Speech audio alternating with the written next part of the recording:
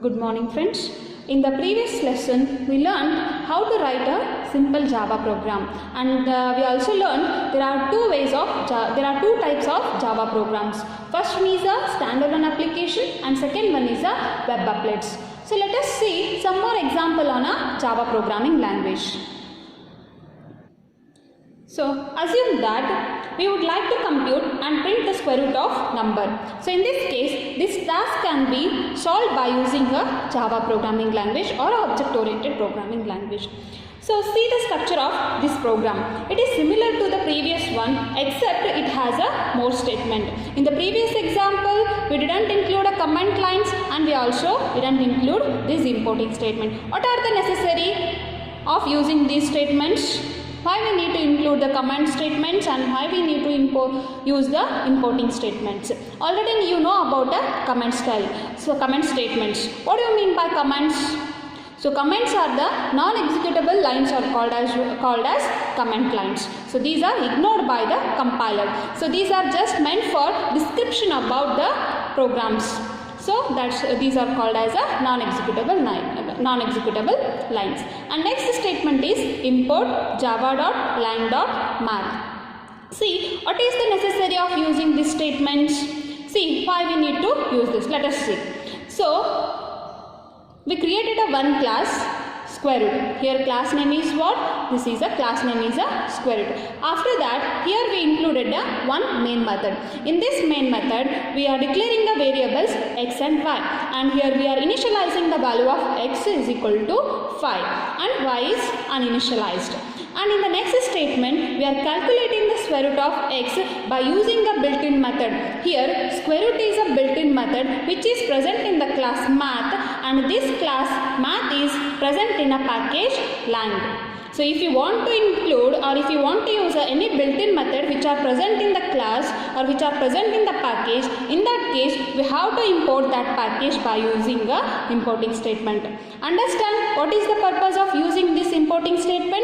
If you want to use the method which are already defined in a class which is present in a one package, that can be imported by using the import statement. So this is also a main package, this is a sub package, and this is a class which is present in the package lang. So math.square root. Square root is a member function of a class math. So if you want to access a method which is present in the class,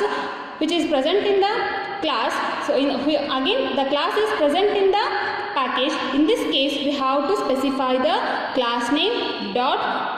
After that we have to specify the member function name, and we have to specify one argument to the method square root.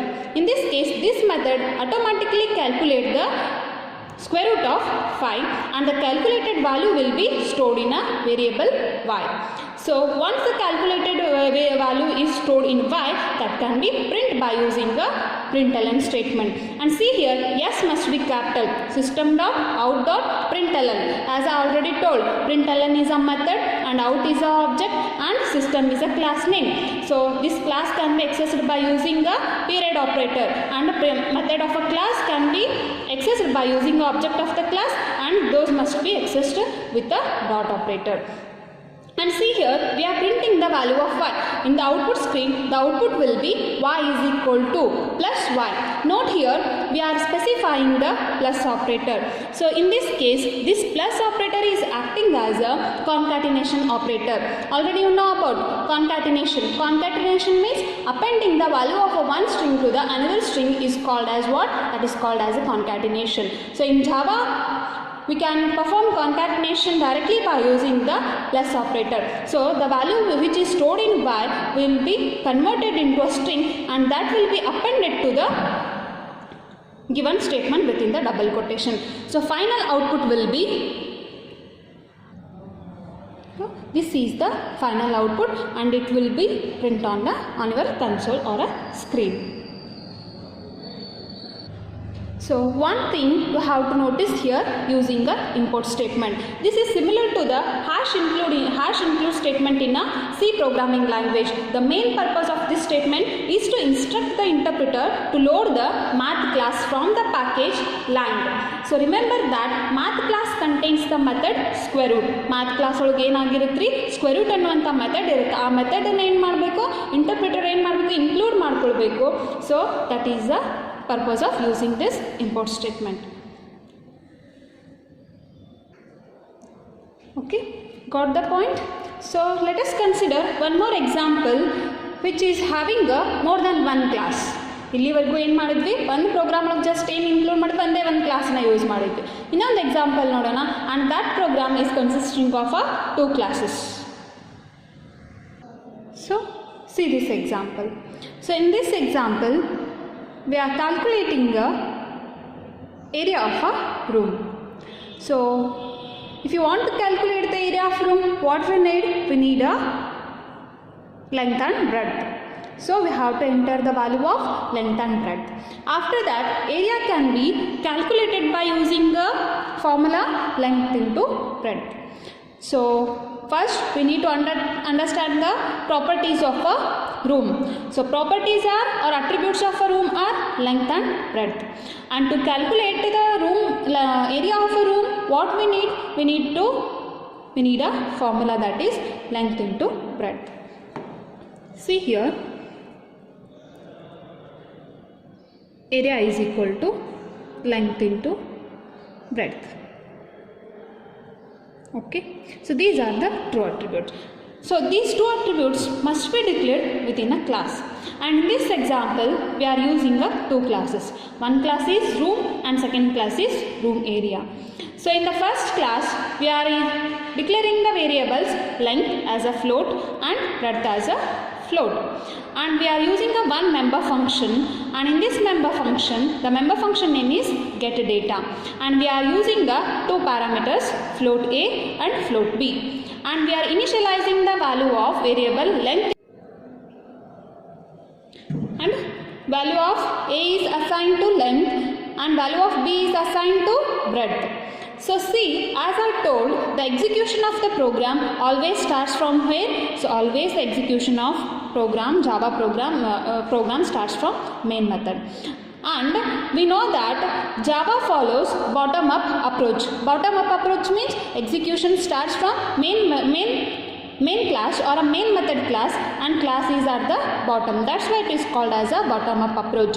So in this class the interpreter identifies the main method, and after that in the main method here we are declaring a one variable area, because we want to store the calculated value into the variable area. That's why here I am declaring a one variable area. And after that here I am creating the object for the class room. The variables or member function of a class can only be accessed by using the object of that class only. ನೀವೇನಾದರೂ ವೇರಿಯೇಬಲ್ಸು ಅಥವಾ member ಫಂಕ್ಷನ್ನ excess ಮಾಡ್ಕೊಳ್ಬೇಕಾಗಿತ್ತು ಅಂತಂದರೆ ಏನು ಮಾಡಬೇಕು ಅಂತಂದ್ರೆ ಅದೇ ಕ್ಲಾಸಿಂದ ಆಬ್ಜೆಕ್ಟಿಂದ ಮಾತ್ರ ಏನು ಮಾಡೋದಕ್ಕೆ ಬರುತ್ತೆ ರೀ, ವೇರಿಯೇಬಲ್ಸ್ನ ಮತ್ತು ಮೆಂಬರ್ ಫಂಕ್ಷನನ್ನು ಎಕ್ಸೆಸ್ ಮಾಡ್ಕೊಳ್ಳೋದಕ್ಕೆ ಬರುತ್ತೆ. That's why here I am creating a object for the class room, and we have to follow the syntax of creating the object. We have to use a class name space, specify the object name, assignment operator. After that we have to use a new keyword. This is used to allocate the memory dynamically, and this is a constructor of a classroom, default constructor. Here we are not specifying any parameter. A constructor without parameter is called as what? It is called as a default constructor. In this case the initial values of length and breadth will be initialized to default values. Those are 0 and 0. And see the next statement. In the next statement we are accessing the member function of a class room. So in this member function or in this statement we are passing the values from a calling function to the call function. This is called as a call function and this is a call function. Here we are passing the values 14 and 10. r1.getData, this is the object of the class room, and getData is a member function of a class room. So this can be accessed, member function can be accessed by object.function name, and these values will be passed to a arguments. So a value become what? A value will become 14 and b value become 10. And this 14 will be initialized to assigned to length, and 10 will be assigned to breadth. Now the value of length is 14 and breadth is 10. So in the next statement, area is equal to r1 dot length into r1 dot breadth. See here, why we are using this period operator or dot operator? Because length and breadth are the member function of a classroom. So if you want to access these these are the data member of a classroom. If you want to access the variables or data member of a class, those can be accessed by using object of that class. r1 dot length is a data member into r1 dot breadth. So the stored value will be accessed. So this will become 14 and this will become 10. r1 dot length value is 14 and r1 dot breadth will be 10. So this will be calculated and it will be stored in a variable area. So we want to print this value or a result on the console or output screen. That can be done by using a println statement, and we know that we have to use a statement system dot out dot println. So println is a member function of a class system and out is the object. This method must be accessed by using the object of this class.